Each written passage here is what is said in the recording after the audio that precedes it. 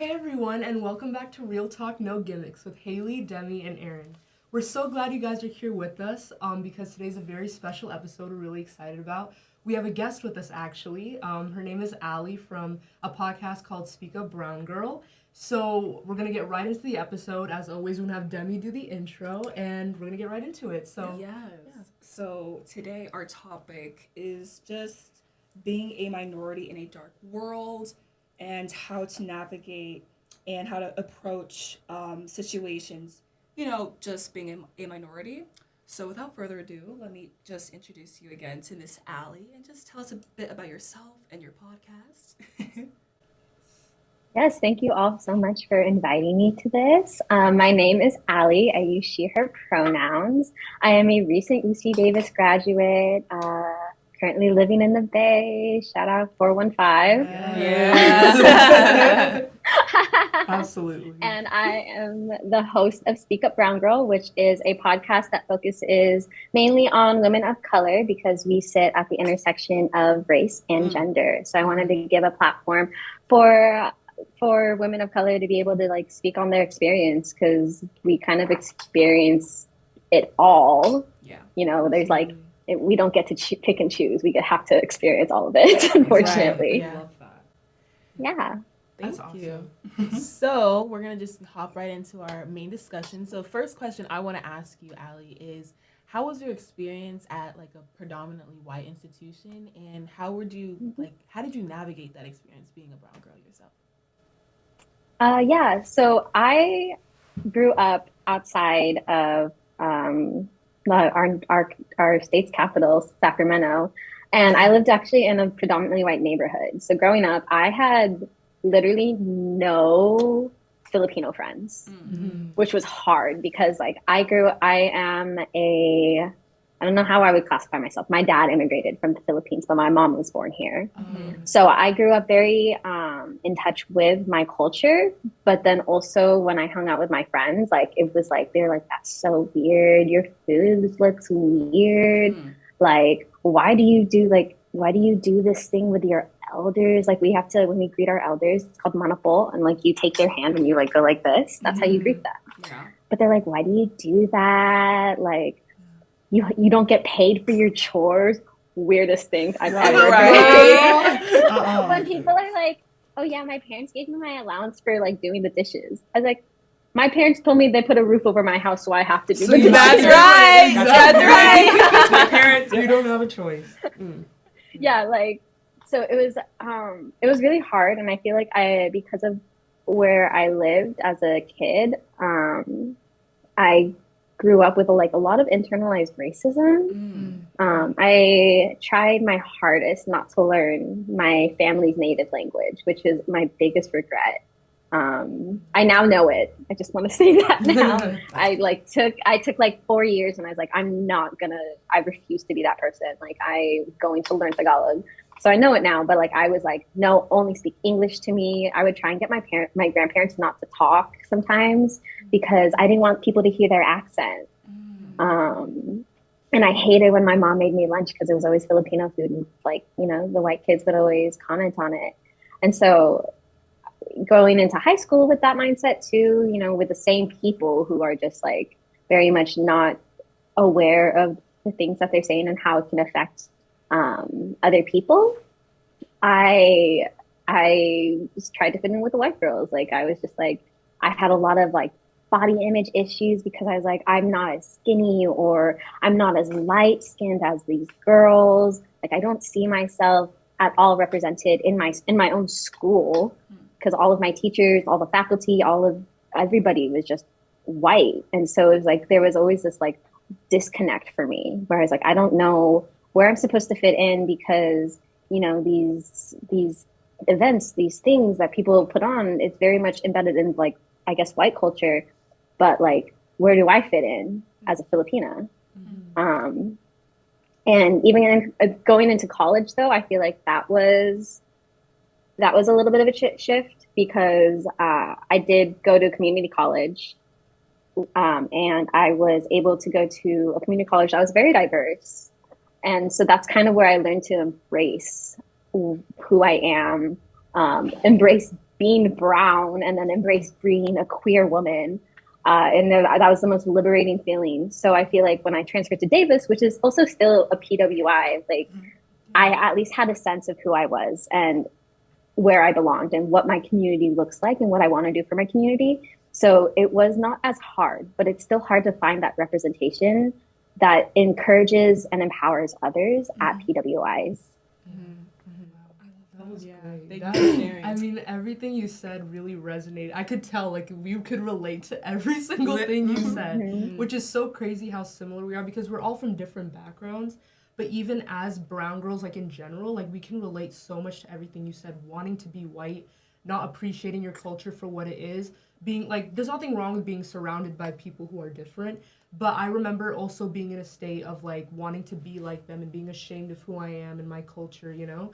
And I totally understand what you know, where you were coming from. That I could totally relate. Like the food thing, especially. I'm Indian, so you know, growing up, my mom would make Indian food every single day, and I'd have to take it to school.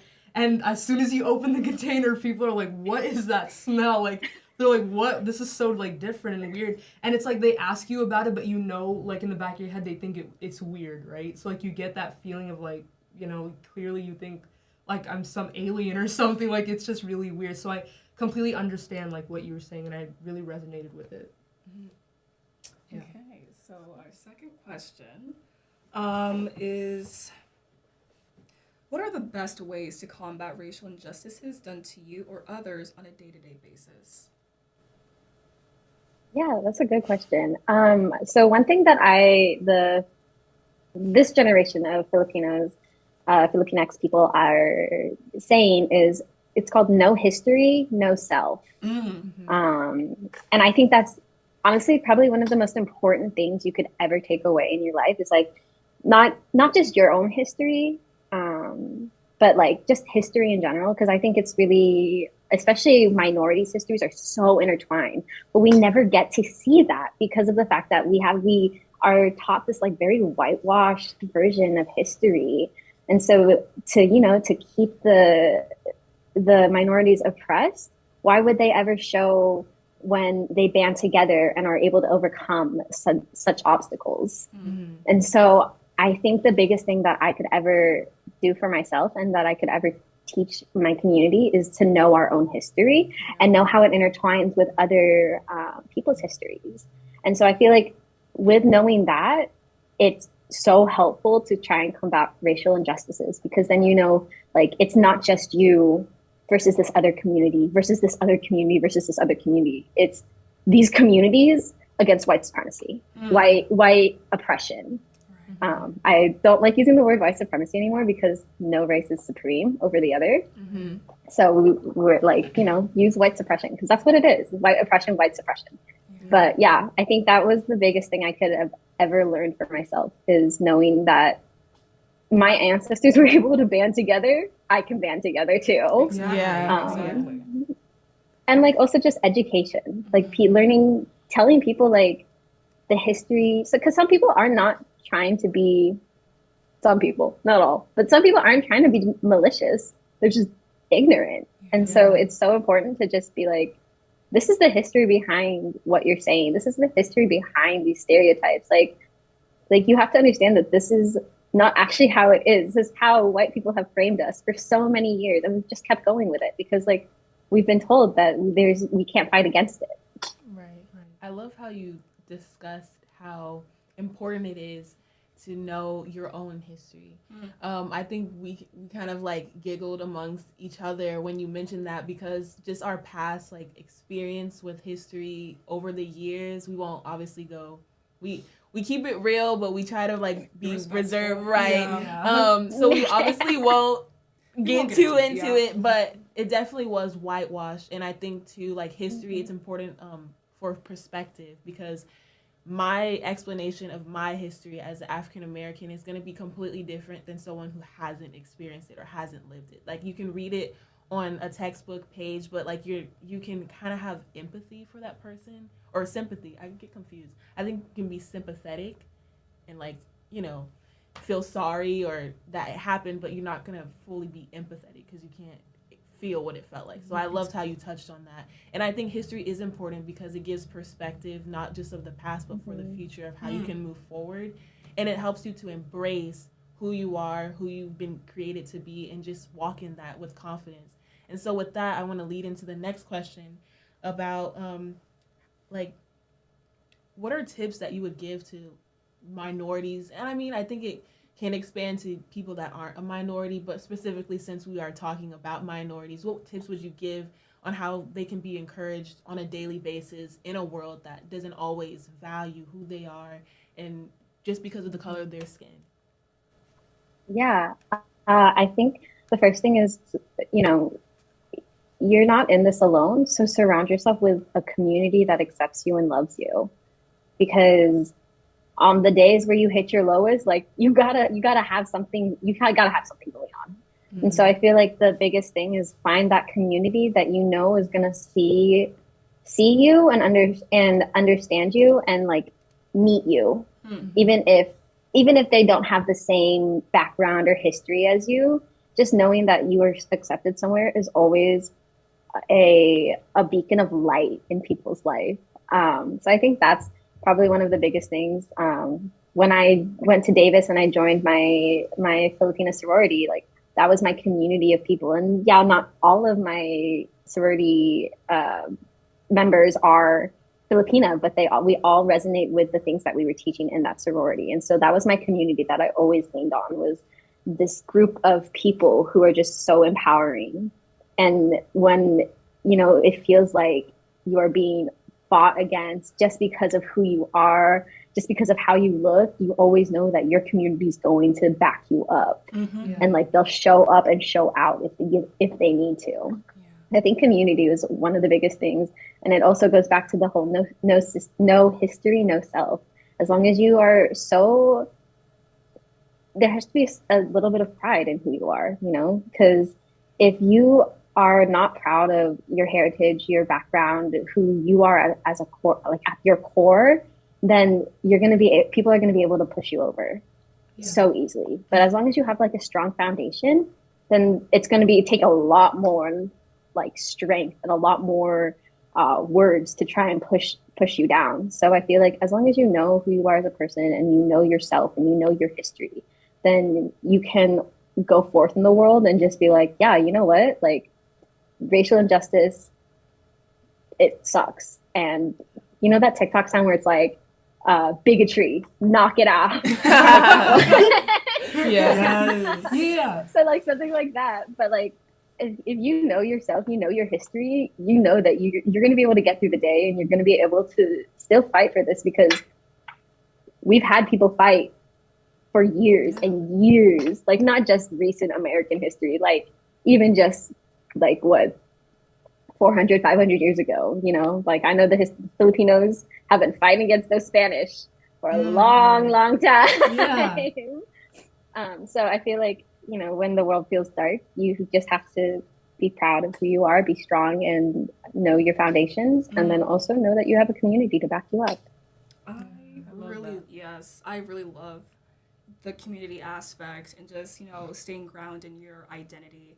And I have a mini confession. I guess growing up in high school and recently in my first year of college, I guess I sort of lost myself, my ethnic self, because I suppose I didn't really take the time to learn more about my culture, my history, and because of that, I get, you know, moved and shifted when it comes to my identity. Like, am I more of a white person? Am I more of a black person? Or am I more of a Nigerian person?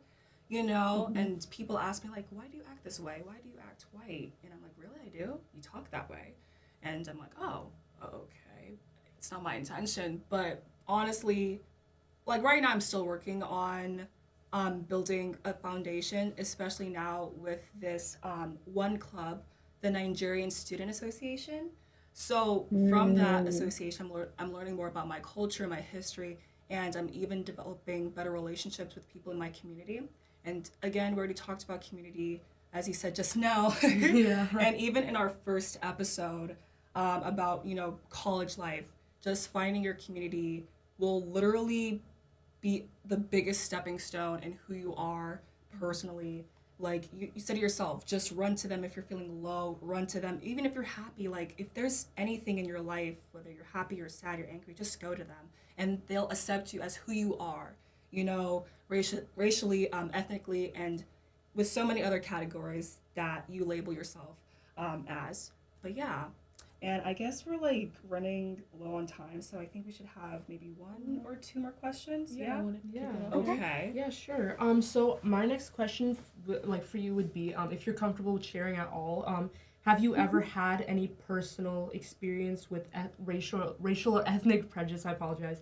And how did you handle that situation? And how did you get out of it and overcome it? I'm not gonna lie. I have, and it's been at different points in my life. So I've definitely handled it very differently, depending on when it happened. But I remember being in high school, and this white kid was coming up to me, and he's like, "Oh, so like, you and your family like mail order brides?" And I didn't like. How do you How do you respond respond to to that? that? Especially for- Exactly. Right. like, especially when you're at a point in your life where you're like, I'm still trying to fit in with the white kids. And so I didn't. I just laughed it off. And I was like, haha, no. I wish I did something different. But like, I also accepted the fact. Yeah, no, really just like, Literally. but like, I was just like, I didn't know. Hey, I didn't know what do you say to that? Like, yeah, I am like, but that's not true. And like, also that's so incredibly rude to assume that. But yeah, so I just laughed it off, and I wish I did something different. But also, I was like 16 at the time. I was so young, and I didn't know any better. And then there have just been like passing comments where, like, I remember I was driving right after Donald Trump was elected president in 2016. And I was just driving, like I was doing nothing, minding my own business, listening to my music as one does in their car.